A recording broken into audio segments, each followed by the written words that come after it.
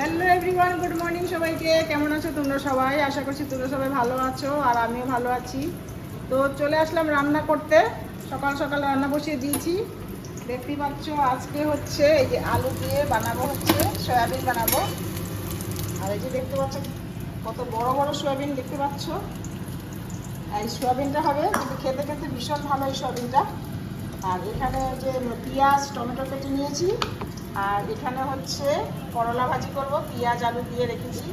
তো এটাই হবে আজকে, বানিয়ে নিচ্ছি। ফিরে আসছি আবার তোমাদের সামনে, রান্না সেরে নিই, তারপর আবার আসবো।